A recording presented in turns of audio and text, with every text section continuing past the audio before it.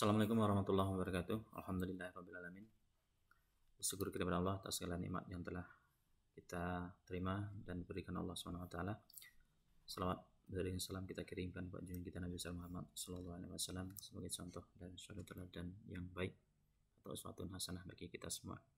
Baik, dalam kesempatan ini saya akan coba menjelaskan tentang manajemen sumber daya manusia yang ada di sebuah perusahaan.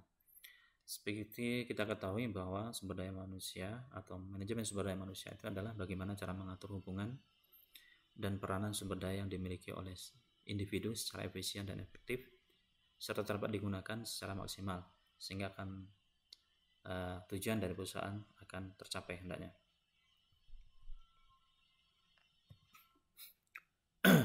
Kemudian dengan pengelolaan sumber daya manusia yang baik tentu akan mencapai produktivitas atau hasil yang baik pula dari perusahaan tersebut. Kemudian bagaimana caranya sebuah perusahaan mengelola sumber daya manusia? Tentunya ada beberapa proses yang harus dilakukan untuk mencapai hal tersebut. Yang pertama, bahwa perusahaan harus melakukan job analysis.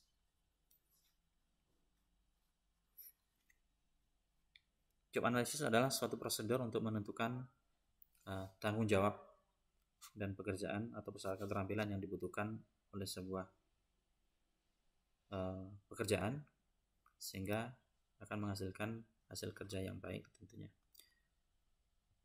Kemudian yang kedua yang dilakukan perusahaan adalah bahwa perusahaan harus melakukan perencanaan sumber daya manusia atau human resource planning, bahwa sebuah perusahaan harus melakukan perencanaan strategis yang bisa mengoptimalkan sumber daya manusia perusahaan dengan tujuan bahwa tenaga kerja tersebut dapat melakukan pekerjaan dengan baik dengan menghasilkan kualitas yang dibutuhkan oleh perusahaan tadi. Kemudian yang selanjutnya adalah proses rekrutmen. Rekrutmen perusahaan tentunya harus melakukan informasi terlebih dahulu ya dengan persyaratan yang ditentukan sesuai dengan aturan yang berlaku. Terusnya barulah melakukan rekrutmen. Ya, tentunya dengan proses rekrutmen ini tentunya nanti dihasilkan karyawan yang baik, yang loyal terhadap perusahaan dan bertanggung jawab dan akan membawa perusahaan kedepannya akan menjadi lebih baik tentunya. Kemudian langkah keempat adalah melakukan seleksi. Ya, seleksi adalah proses yang dilakukan untuk menyeleksi terhadap karyawan atau calon karyawan yang telah melamar di perusahaan tadi melalui curriculum vitae atau daftar riwayat hidup. Ya, kemudian setelah lulus seleksi baru melakukan seleksi yang memenuhi persyaratan yang dibutuhkan oleh perusahaan. Kemudian dilakukan tes terhadap calon pekerja. Ya, setelah didapatkan calon pekerja, maka perusahaan wajib melakukan training. Langkah yang kelima ini adalah wajib melakukan training untuk mempersiapkan tenaga kerja atau karyawan yang bisa mengerjakan terhadap job kerja yang akan diberikan. Dengan training tadi akan menghasilkan manusia-manusia yang bisa bertanggung jawab atau yang berkembang atau human development. Ya, kemudian mempunyai kemampuan untuk menyelesaikan suatu pekerjaan. Setelah dilakukan pekerjaan tentunya adalah proses evaluasi terhadap pekerjaan dilakukan ya, dengan menghasilkan karyawan dengan tingkat-tingkat kemampuan yang berbeda-beda masing-masingnya ya, mulai dari yang terendah hingga yang paling mahir. Kemudian bahwa perusahaan setelah mempekerjakan karyawan tentu harus wajib memberikan kompensasi. Kompensasi ini berupa gaji, salary ataupun reward ya, terhadap penilaian prestasi kerja. Kemudian langkah selanjutnya adalah jenjang karir terhadap calon pekerja tadi.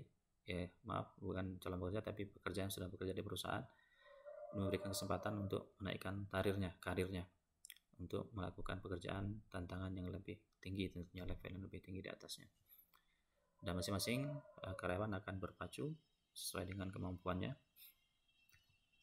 Dan selanjutnya, langkah selanjutnya adalah perusahaan juga wajib menjamin keselamatan dan kesehatan kerja bagi karyawannya, ya, dengan cara memberikan perlengkapan untuk bekerja sesuai standar operasional, baik keselamatan diri, di bidang kesehatan, ya, dan tentunya wajib juga perusahaan memberikan asuransi kepada pekerjanya, sehingga apabila terjadi kecelakaan kerja dapat asuransi yang bisa tentunya membantu bagi karyawan yang mengalami kecelakaan kerja.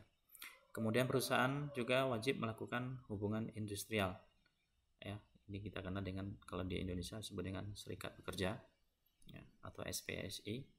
Dan SPSI itu tentunya juga dilindungi oleh negara tentunya, sehingga hak dan kewajiban dari pekerja terlindungi dan tidak ada salah satu yang dirugikan.